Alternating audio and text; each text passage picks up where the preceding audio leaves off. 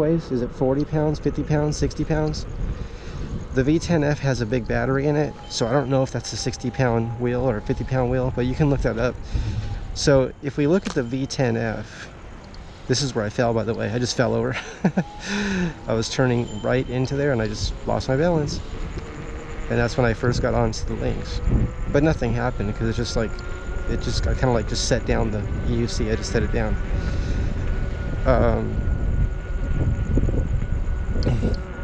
What was I going to say? What was I saying? So, I lost my train of thought. It'll come back. Carving. So what are we doing with carving? Now I feel like it's another thing I want to talk to people about and ask them how they learn to carve, how do they carve now?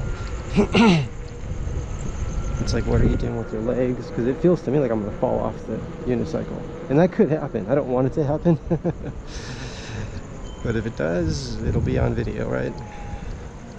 Hopefully the cameras won't get messed up if I fall. What I like is that I have the cameras mounted to the helmet, and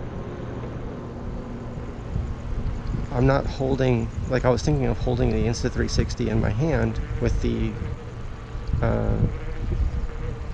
pole. I'll just call it a pole, the extension pole. And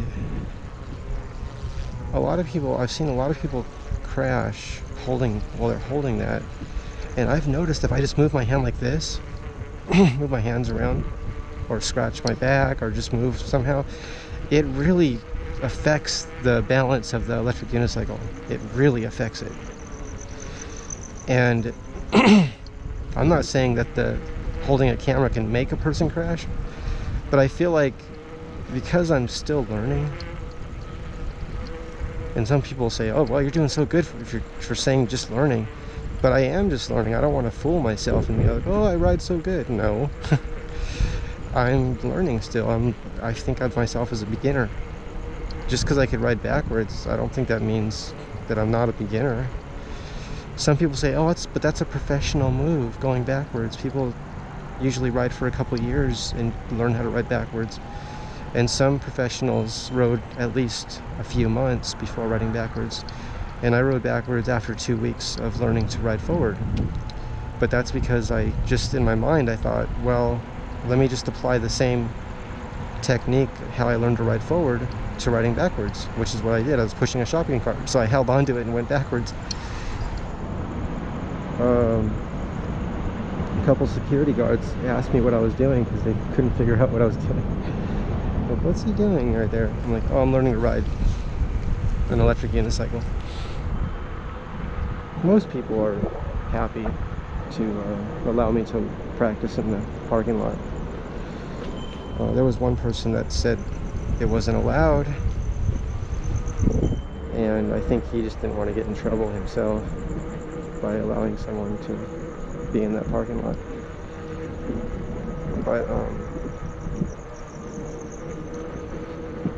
so let's see, what was I saying? Practice, practice, practice, right? Well, one thing about night is it's cool out, and the daytime is so hot.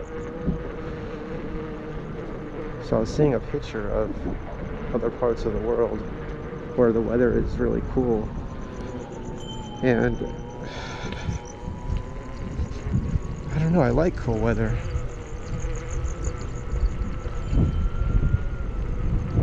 Although there can be pain too, like arthritis pain and things like that if the weather's cold. So we have to live where our bodies are comfortable.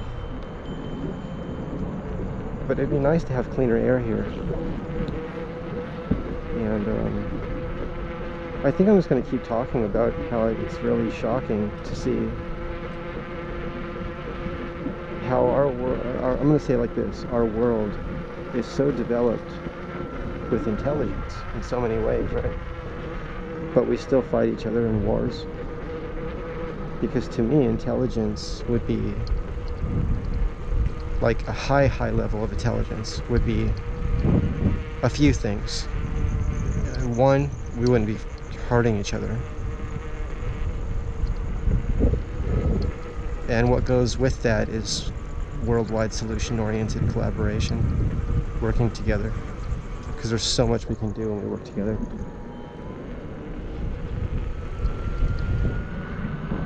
And what else? Oh, and the fact that we're using automobiles, that, I mean, people are really careful with their money, right?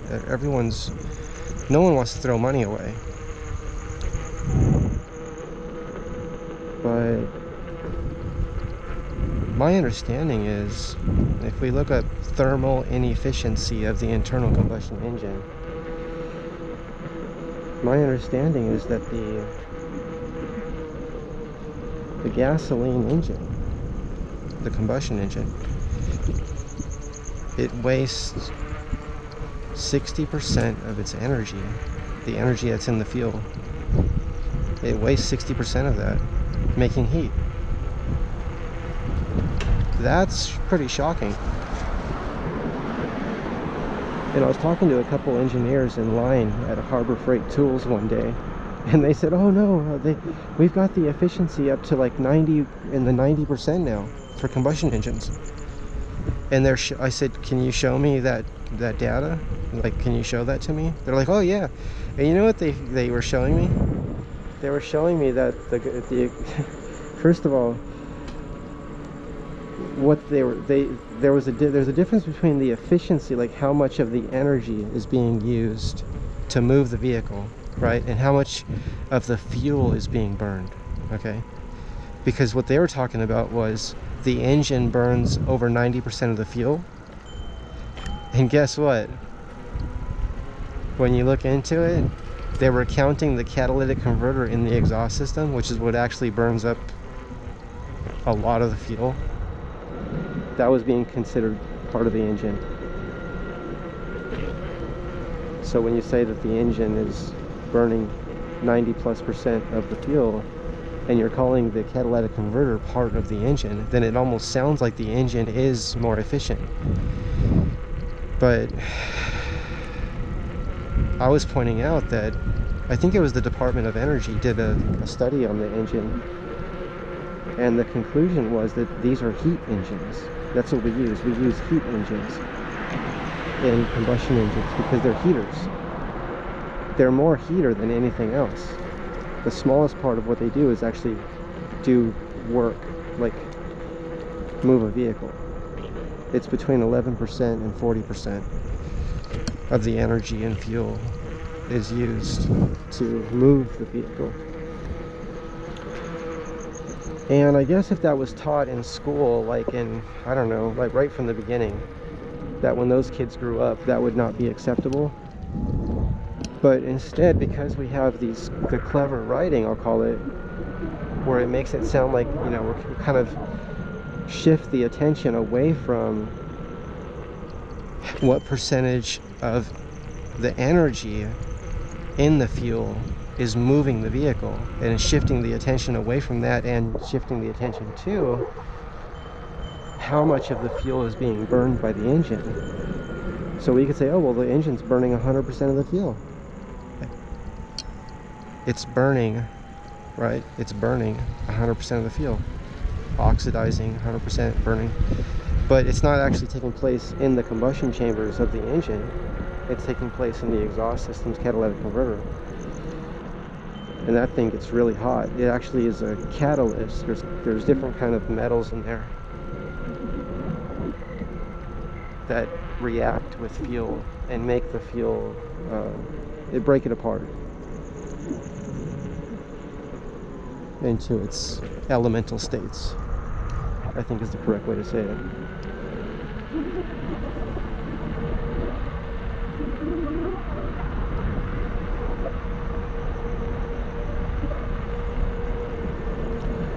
So I'm going to say again, I'm just going to keep repeating myself in different ways, but I'm going to say again, right now I'm thinking about the Don Smith, there's a book called the Don Smith Magnetic Resonance Energy Crafting Systematic Index book. It's available on YouTube, oh sorry, it's available on Amazon. It was what do we call it? It was assembled, I think that's might be the right way to say it. It was assembled by Rick Friedrich.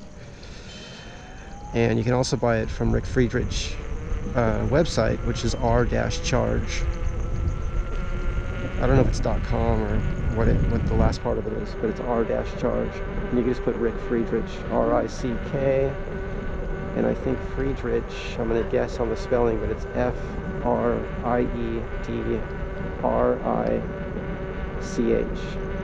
Friedrich. And that same name is a YouTube channel, Rick Friedrich. And Rick is committed to experimentation and collecting information about just history of knowledge in electrical engineering, if I say it that way. He might use different words, but I'm saying it that way because to me that's electrical engineering. And I don't think he considers himself an electrical engineer or an electrician or anything like that. But he's an experimenter, and to me he's an experimenter, an inventor, a philosopher, a poet, a humanitarian. So look up Rick Friedrich and watch all his videos if you want to learn things about what he's interested in. Okay, I'm going to practice going back and forth right now. The thing about falling is it happens so quick, like literally in less than a second I could be on the ground. But the only way to get better at something is practicing it, and I want to get better at turning, so I'm going to practice this. See, I want to turn my headlight off right now, but if someone's coming and I'm not paying enough attention because I'm swerving around like this, I don't want to have a head-on collision with someone. So with my lights on, that gives a better chance of someone seeing me and of me seeing someone. I am looking up, but I mean, I'm looking up and looking down, looking up, looking down. Okay. So what I was thinking was, when I was sharing these thoughts with you about Rick Friedrich and Don Smith, in the book that Rick Friedrich assembled of Don Smith's life's work, was that Don Smith made many circuits that my understanding is that his circuits really speak to the ham radio community. So people that have experience in ham radio operation and are familiar with that, how that works. I feel embarrassed to say that skunk. I feel embarrassed to say that it's interesting that skunks will just sit on the path. I see this a lot. I'm glad they don't like attack me or run or get scared, but I also don't want to run into them by accident or accidentally get too close and then they defend themselves. I don't want to be in that position. What was I saying? I lost my train of thought. So oh yeah, ham radio experience. So what I was starting to say was that there's a lot of videos on YouTube of like all the books to become qualified as a ham radio operator. There's different levels, and I did study all the material. I didn't understand it though, but I went through everything. It was all about, I just remember waves, antennas, frequencies, like so much information. And a lot of it's like many things, memorization, right? Memorizing the lingo, the terminology. So,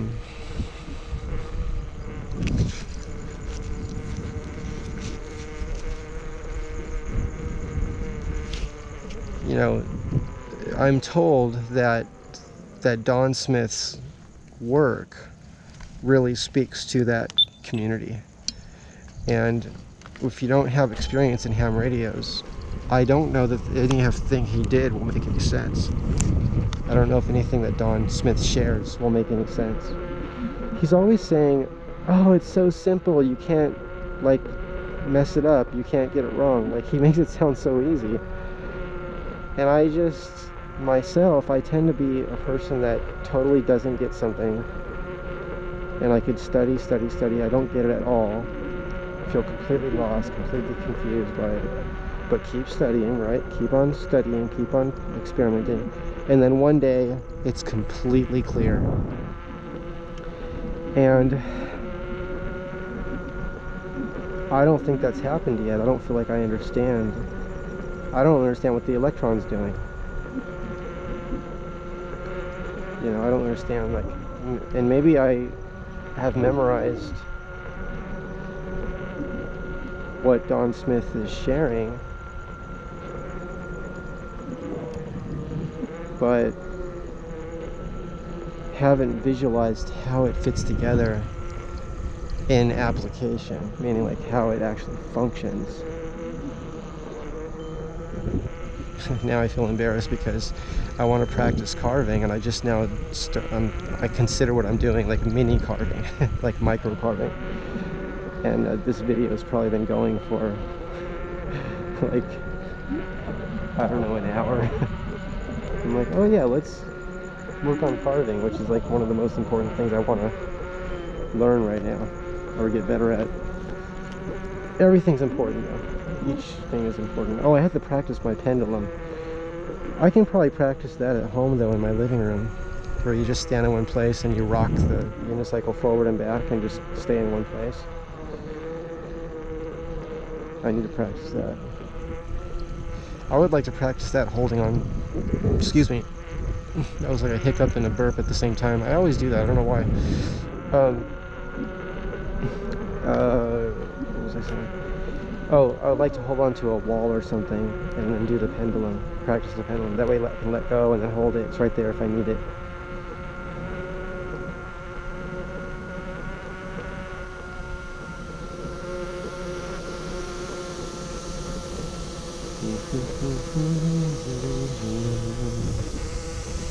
I think of going through water as washing my tire.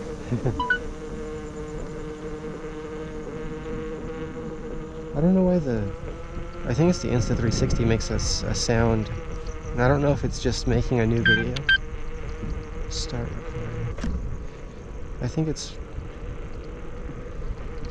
yeah, I think the Insta360 is making videos that are a certain length, and it tells me it's doing that. Like, it tells me what it's doing. Hope the color temperature is good. I'm looking at it right now. The screen right now looks very blue. But if that looks pretty, that's okay. That's a pretty color.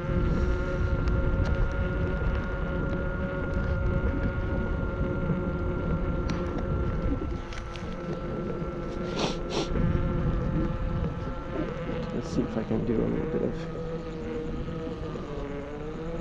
steering back and forth here. Maybe I can just start small and just do these.